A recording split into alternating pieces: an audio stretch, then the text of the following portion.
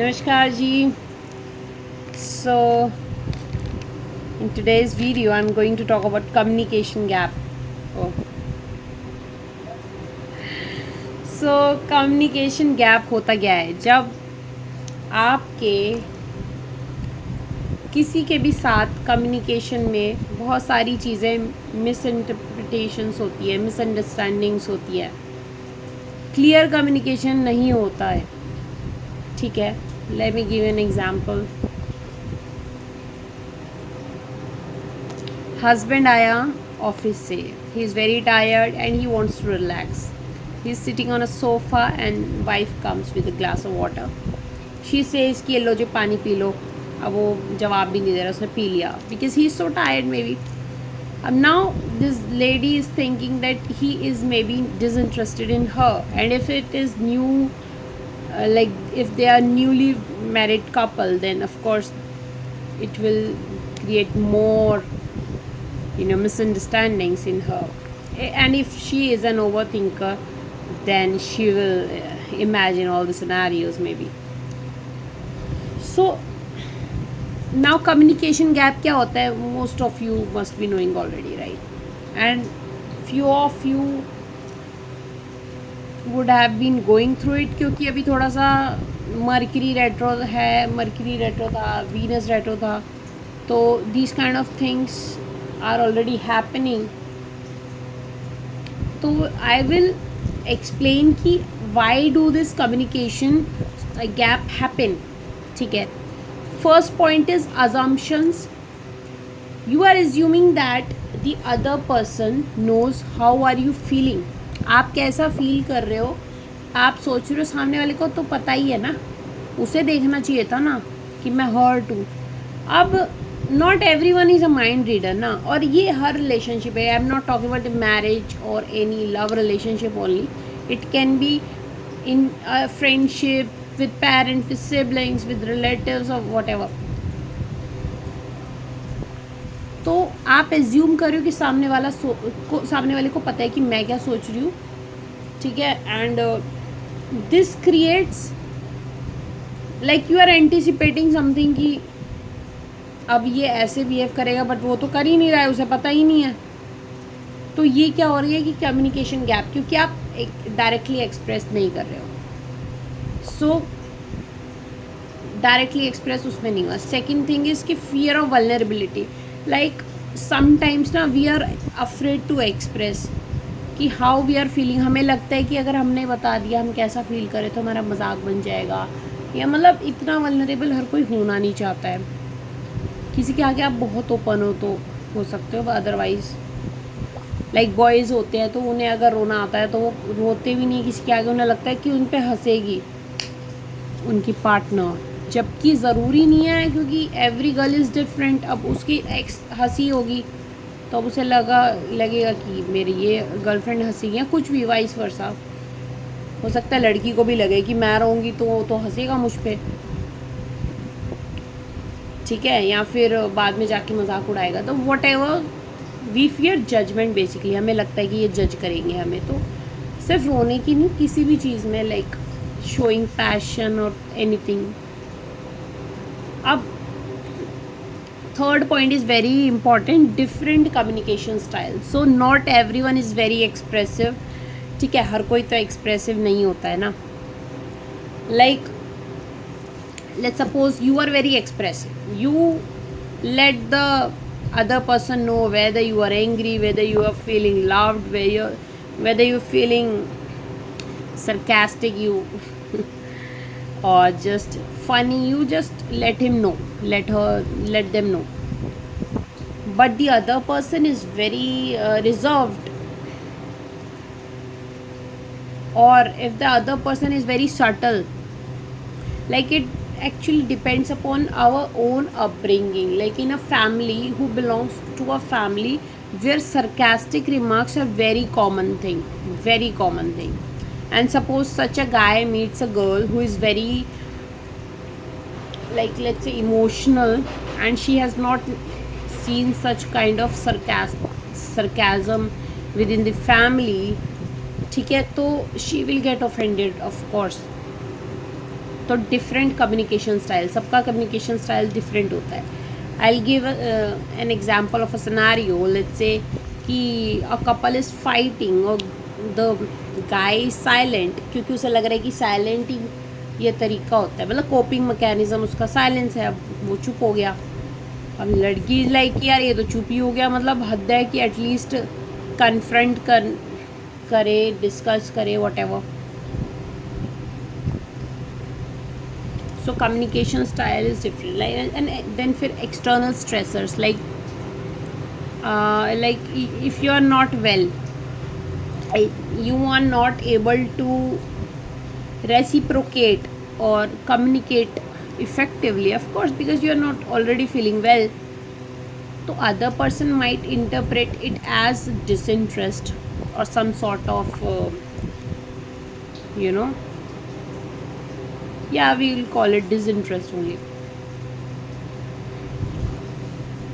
So because it distracts us, like if someone is very busy in his work or in her work, then it distracts the person, of course, and the person is not able to have an effective communication with with the other person. I'm not using the word partner again and again because it is not necessarily with a partner. It can be with anyone with whom we contact on daily basis.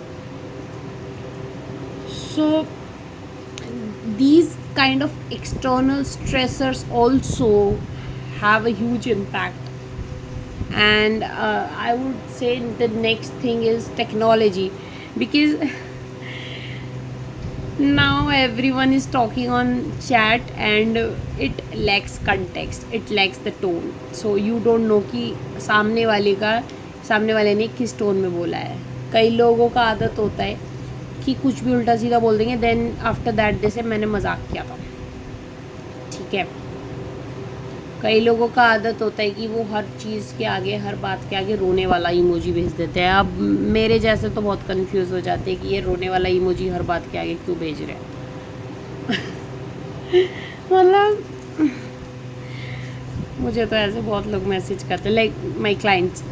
तो ऐसे अब सबका इसमें वो भी चीज़ आ गई, इसमें communication style भी हो गया, वो भी डिफरेंट है. और ये फिर टेक्नोलॉजी, मतलब ये जो टेक्स्ट है अब उसमें टोन नहीं पता चल रहा, कंटेक्स्ट अलग है. किसी को स्क्रीनशॉट भेज दिया, भाई पता नहीं क्या कंटेक्स्ट था, तो कुछ और ही मतलब निकल रहा है, ठीक है. तो अब इसमें भी कम्युनिकेशन गैप होने के काफ़ी चांसेस होते हैं, right. So we can discuss a different scenario as well. Let me try to remember. I explained the husband wife thing and हाँ, जो मेरे पास सबसे ज़्यादा आता है, एक रीडिंग मेरे पास आई तो हाँ, तो this guy came up to me कि दीदी ये बताओ, मेरी गर्लफ्रेंड ना मुझे टाइम नहीं देती है, कॉल नहीं करती है, ये है वो है ये वो है. कह रहा बताओ ना उसकी लाइफ में कोई और है क्या. मैंने कहा अच्छा चलो जी देख लेते हैं. तो उसके बहुत जॉली कार्ड्स है, बहुत हैप्पी कार्ड्स है. मैंने कहा यार ये तो बड़ी हैप्पी लग रही है, कोई सेलिब्रेशन दिख रहा है, इसके घर में कोई सेलिब्रेशन वगैरह चल रहा है क्या. तो ही सेड हाँ उसकी ना सिस्टर की शादी है, ताऊ की बेटी की, तो वो उसमें लगी हुई है. मैंने कहा तो फिर भाई अब मतलब ताऊ की बेटी की शादी के लिए जो भी शॉपिंग कर रही है, वो उस शॉपिंग को रोक के पहले इससे चैटे करे. मैंने कहा व्हाट डू यू एक्सपेक्ट. कह रहा नहीं बता तो सकती है. मैंने कहा एक तो वो she is already with her family and you want her to let you know whatever she is doing at all the times. It is not happening, right. It is not what do you call it, realistic expectation ना.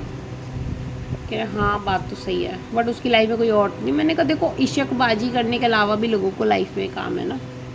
वो उसके celebration के cards आ रहे हैं, वो खुश है, she is busy in shopping and all that stuff. तो वो मान गया. फिर 2 हफ्ते बाद शादी के बाद उसका फीडबैक आया कि यू वर राइट, वो थोड़ा शादी में बिजी थी. तो अब नाउ एवरीथिंग इज़ फाइन. तो ठीक है. तो अब ये क्या है कि ओवर थिंकिंग, लाइक अजम्पशंस में if you are overthinking. तो बट इसमें किसी का भी दोष नहीं, वी कांट ब्लेम एनीवन। क्यों we can't blame anyone? Because इसमें क्या है कि क्लियर कम्युनिकेशन नहीं है। एक तो कम्युनिकेशन स्टाइल भी डिफरेंट है, क्योंकि वो हमारी खुद की कंडीशनिंग है। तो इसमें बहुत सारी, there are so many layers, कितनी सारी लेयर्स है इसमें, राइट, है ना।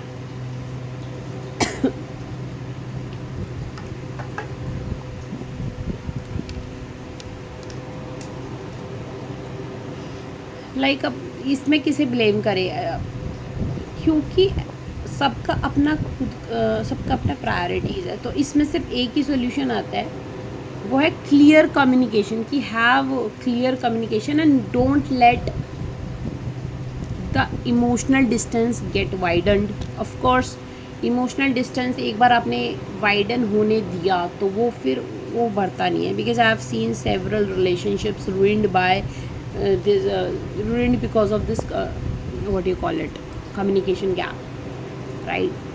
So that's it for now. I'll make many such videos on the psychological topic, and actually everyone needs to know that, because when we what we do in CBT and REBT is exactly this, कि we get rational, we think rationally about our thoughts, कि कौन से हमारे thoughts rational है, कौन से irrational हैं. So this is what we do. कि हम client के यही देखते हैं. तो क्या है कि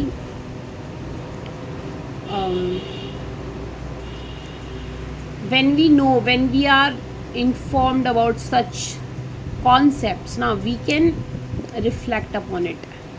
So that definitely helps. And if it doesn't, then you can come up to me, don't worry. So you can come up to me for a reading or a session, therapy session. Okay, so bye for now. Jai Shri Ram, Jai Shri Hari, Jai Shri Ram.